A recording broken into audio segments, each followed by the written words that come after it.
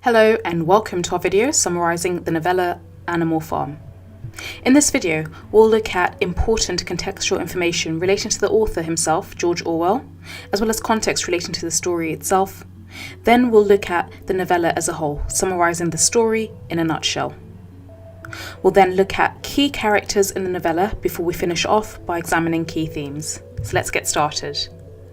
Now, to begin with, when it comes to George Orwell, he was born in 1903 in eastern India, and he was the son of a British colonial servant. He then moved to England and was educated in Eton, and he later joined the Imperial Indian Police in Burma, which was at that time a British colony. He resigned in 1927 to become a writer. In 1928, he moved to Paris to further his writing career. However, it didn't quite take off, and he ended up working in lots of menial jobs. He then changed politically to becoming an anarchist by the late 1920s, and by the 1930s he considered himself a socialist, and of course this is going to influence his writing of Animal Farm. In 1941 and 1943, Orwell worked on propaganda for the BBC. Do you remember, of course, this was during the Second World War, which started in 1939 and ended in 1945. Also, in 1943, George Orwell became the literary editor of The Tribune, which was a left-wing magazine. In 1945, which was essentially the end of the Second World War, Orwell's Animal Farm was published, and 4 years later, he published 1984, another really famous novel, which was very politically focused. He died in 1950 of tuberculosis. Now, when we're thinking about Animal Farm, the novel itself, firstly remember it's an allegory, which is a story in which concrete and specific characters and situations stand for other characters so as to make a point of them. In other words, an allegory is when we are discussing, for example, historical figures, but we use other fictional characters to represent them. The main action of Animal Farm stands for the Russian Revolution in 1917. And the early years of the Soviet Union. So do you remember that prior to 1917 in Russia, it used to be a monarchy. So the kings and queens at the time, up until 1917, were called Tsars. However, they were overthrown by a revolutionary group of people who wanted to establish communism. Now, in the book, animalism is really in place for communism, or in other words, it represents communism. Also, Manor Farm, where the action takes place in the novella, is allegorical to Russia, and the farmer Mr. Jones is a Russian Tsar. So obviously remember that the Tsar was the person who was the king prior to the overthrow.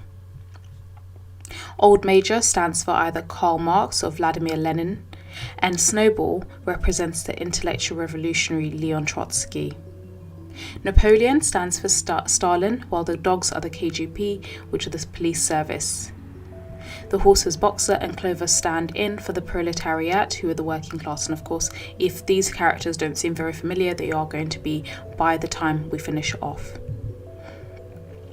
Also, the setting of Animal Farm is a dystopia, which is an imagined world that's far worse than our own, as opposed to a utopia, which is an ideal place or state in the future. If you're thinking about dystopian fiction, other dystopian novels include Aldous Huxley's Brave New World, Ray Bradbury's Fahrenheit 451, and of course also George Orwell's own 1984 book. The most famous line from Animal Farm is, "All animals are equal, but some are more equal than others." This line is powerful as it's emblematic of the changes that George Orwell believed followed the 1917 Communist Revolution in Russia. Rather than eliminating the capitalist class system it was intended to overthrow, the revolution merely replaced it with another hierarchy. This line is also typical of Orwell's belief that those in power usually manipulate language in order to benefit themselves. Now let's look at the novella itself in summary. So Old Major, a prize-winning boar, gathers the animals of the Manor Farm for a meeting in the big barn. He tells them of a dream he's had in which all animals live together with no human beings around to oppress or control them. He tells the animals that they have to work towards a paradise, and he teaches them a song called Beasts of England, in which his dream vision is lyrically described. The animals greet Major's vision with great enthusiasm. When he dies only 3 nights after the meeting, 3 younger pigs, Snowball, Napoleon and Squealer, formulate his main principles into a philosophy called animalism. Late one night, the animals manage to defeat the farmer, Mr. Jones, in a battle, running him off the land. They rename the property Animal Farm and dedicate themselves to achieving Major's dream. The cart horse Boxer devotes himself to the cause with a particular zeal, committing his great strength to the prosperity of the firm and adopting as his personal maxim the affirmation, "I will work harder." At first, Animal Farm really prospers. Snowball works at teaching the animals how to read, and Napoleon takes a group of young puppies to educate them in the principles of animalism. When Mr. Jones reappears to take back his farm, the animals defeat him again in what becomes known as the Battle of the Cowshed, and they take the farmer's abandoned gun as a token of the victory.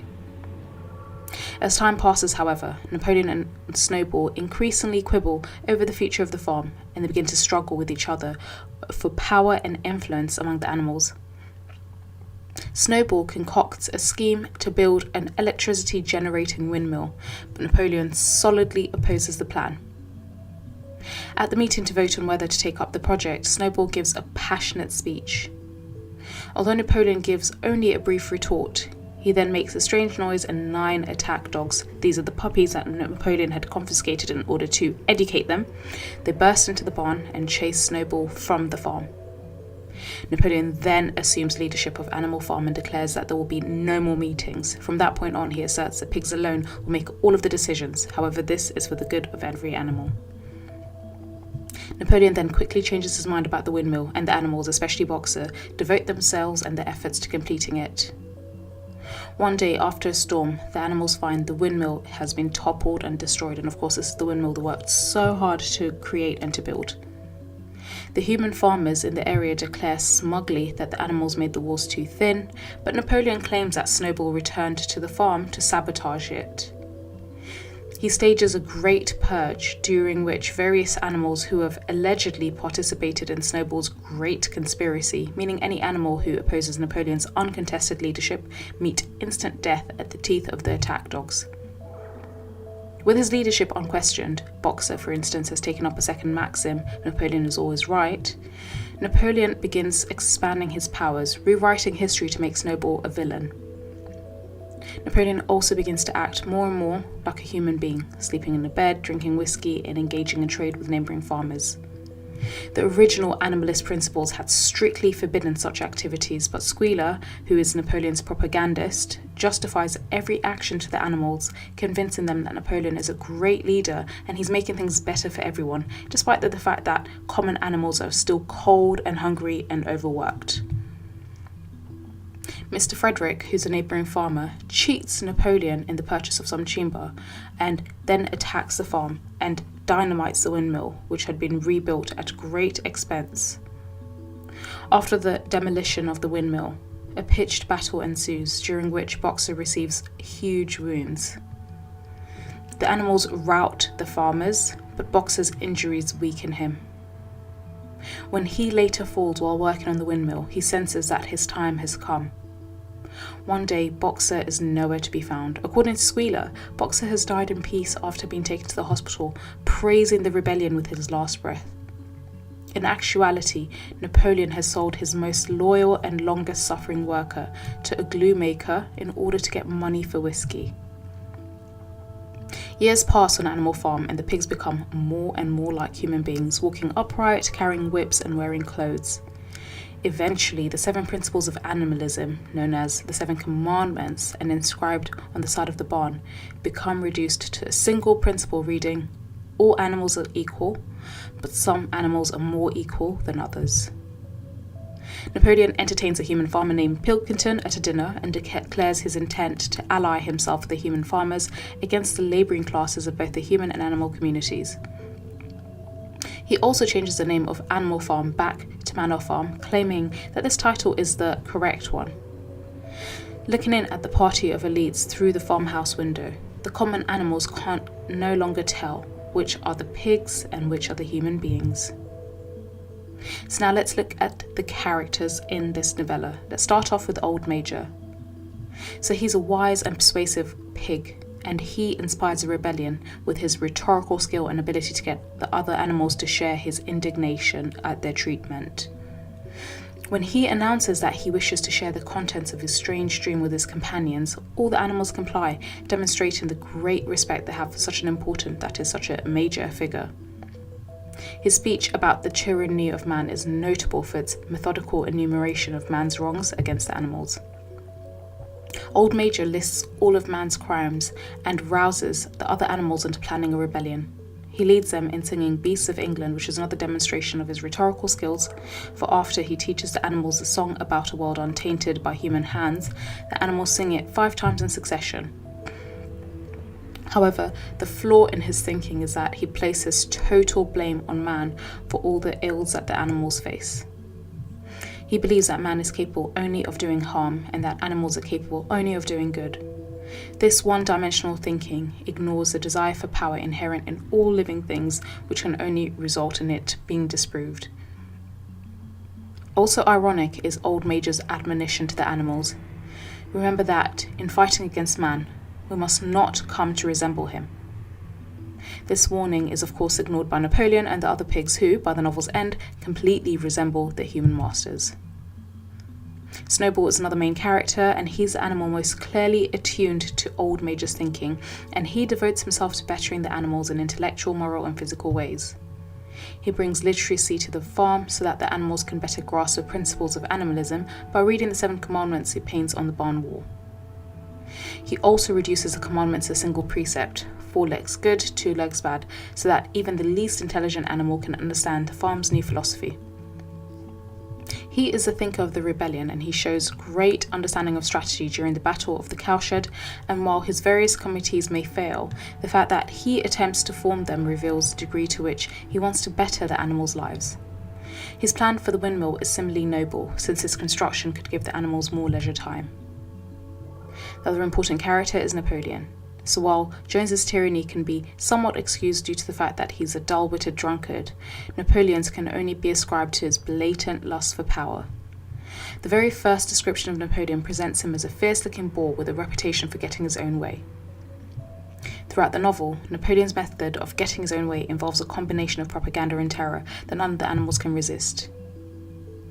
Note that as soon as the revolution is won, Napoleon's first action is to steal the cow's milk for the pigs. Clearly, the words of Old Major inspired Napoleon not to fight against tyranny, but to seize the opportunity to establish himself as a dictator. The many crimes he commits against his own comrades range from seizing 9 puppies to educate them as his band of killer dogs to forcing confessions from innocent animals and then having them killed before all the other animals' eyes. His greatest crime, however, is his complete transformation into Jones. Although Napoleon is much more harsh and stern as a master than the reader is led to believe Jones ever was, and by the end of the novel, Napoleon is sleeping in Mr. Jones's bed, eating from his plate, drinking alcohol, wearing a derby hat, walking on 2 legs, trading with humans, and sharing a toast with Mr. Pilkington. His final act of propaganda, changing the 7th commandment to all animals are equal but some more equal than others, reflects his unchallenged belief that he belongs in complete control of the farm. The other key character is Squealer. So every tyrant has his sycophant, which means close followers, and Napoleon has one in Squealer, who's a clever pig that could turn black into white. Throughout the novel, he serves as Napoleon's mouthpiece and minister of propaganda. Every time an act of Napoleon's is questioned by the other animals, regardless of how selfish or severe it may seem, Squealer is able to convince the animals that Napoleon is only acting in their best interest and that Napoleon himself has made great sacrifices for Animal Farm. For instance, after Squealer is questioned about Napoleon stealing the milk and fallen apples, he explains that Napoleon and his fellow pigs must take the milk and apples because they contain substances absolutely necessary to the well-being of a pig. He further says that many pigs actually dislike milk and apples and tells the questioning animals, "It's for your sake that we drink and eat that milk and eat those apples." Also, his physical skipping from side to side during such explanations parallels his skipping words, which are never direct and always skirt the obvious truth of the matter at hand. As the novel proceeds, he excuses Napoleon's tyranny and sullies Snowball's reputation, just as Napoleon desires. The most outrageous demonstration of his skipping is when he convinces the animals that Boxer was taken to a veterinary hospital instead of the knackers. The other key character, of course, is Boxer. Standing almost 6 feet tall, Boxer is a devoted citizen at the farm whose incredible strength is a great asset to the rebellion and the farm. As soon as he learns about animalism, he throws himself into the rebellion's cause. At the Battle of Cowshed, he proves to be a really valuable soldier, knocking a stable boy unconscious with his mighty hoof. Note that Boxer, however, is not bloodthirsty and feels great remorse when he thinks he's killed the boy. His rising early to work on the farm and his personal maxim, "I will work harder," shows his devotion to the animal cause. He also proves himself to be the most valuable member of the windmill building team. His great strength, however, is matched by his equally stunning innocence and naivety. He's not an intelligent animal and thus can only think in simple slogans, the second of which, Napoleon is always right, reveals his childlike dependence on the all-knowing leader. Even when he collapses while rebuilding the windmill, his first thoughts are not of himself but the work.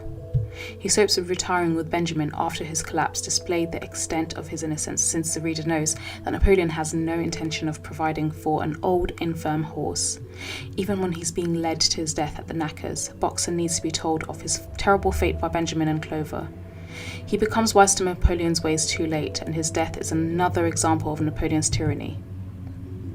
The other character is Molly, so unlike Boxer, who always thinks of others, Molly is actually a really shallow materialist who cares nothing for the struggles of her fellow animals. Her first appearance in the novel suggests her personality when she enters a meeting at the last moment, chewing sugar and sitting in front so that all the others will be able to admire the red ribbons she wears on her mane. Her only concerns about the revolution are prompted by her ego. When she asks Snowball if they will still have sugar and ribbons after the rebellion, she betrays the thoughts of old Major and reveals her vanity. She's lulled off the farm by the prospect of more material possessions than she could enjoy in an animal-governed world, marking her as one to whom politics and struggle mean nothing. The other character is Benjamin. So as horses are known for their strength, donkeys are known for their stubbornness, and Benjamin stubbornly refuses to become enthusiastic about the rebellion. While all of his comrades delight in the prospect of a newly animal-governed world, Benjamin only remarks, "Donkeys live a long time. None of you has ever seen a dead donkey." While this reply puzzles the animals, the reader understands his cynical yet not unfounded point. In the initial moments of the rebellion, Animal Farm seems a paradise, but in time it may become another form of the same tyranny against which they rebelled. Of course, also Benjamin is proven right by the novel's end, and the only thing he knows for sure, life would go on as it has always gone on, but that is badly, proves to be a definitive remark in the animals' lives. Although pessimistic, he is a realist. The other character is Moses. So with his Tales of the Promised Land, to which all animals retire after death, he's the novel's religious figure. Like his biblical counterpart, Moses offers his listeners descriptions of a place, which is Sugar Candy Mountain, where they can live free from oppression and hunger. At first, the pigs find him irksome, since they want the animals to believe that Animal Farm is a paradise, and fear that the animals will be prompted by Moses' tales to seek a better place. Now, the other character is Mr. Jones. So Jones is the embodiment of the tyranny against which the animals rebel, and with good reason. He's an inept farmer, he's slovenly, and he cares little for Manor Farm and the animals who live there. The novel's first paragraph describes Joan forgetting out of drunkenness to shut the pop holes for the hen houses, but remembering to draw himself a glass of beer before lumbering off to a drunken sleep. The fact that the rebellion is sparked by his forgetting to feed the animals adds to the overall impression of him as just a simply uncaring master.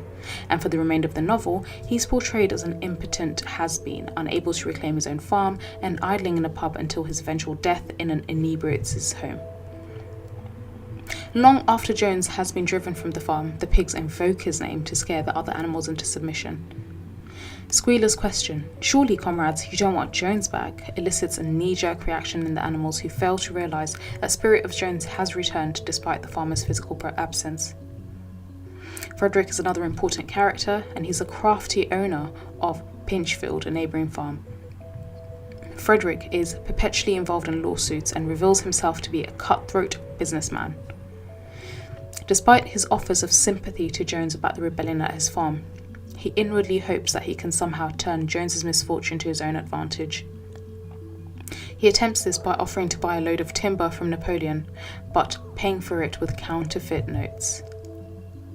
His subsequent attempt to take Animal Farm by force reveals him to be a man who always takes what he wants, in short, exactly the kind of man against which the animals initially wanted to rebel, and by the novel's end, however, Napoleon has proven himself to be more greedy and double-dealing than Frederick at his worst.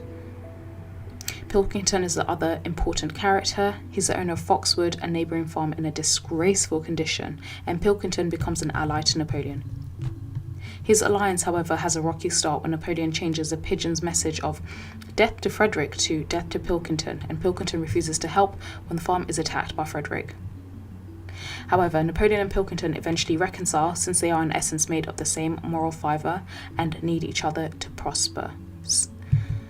Also, in the novel's last scene, Pilkington praises what Napoleon has done with Animal Farm, getting more work out of the animals with less food and likening the lower animals to humanity's lower classes.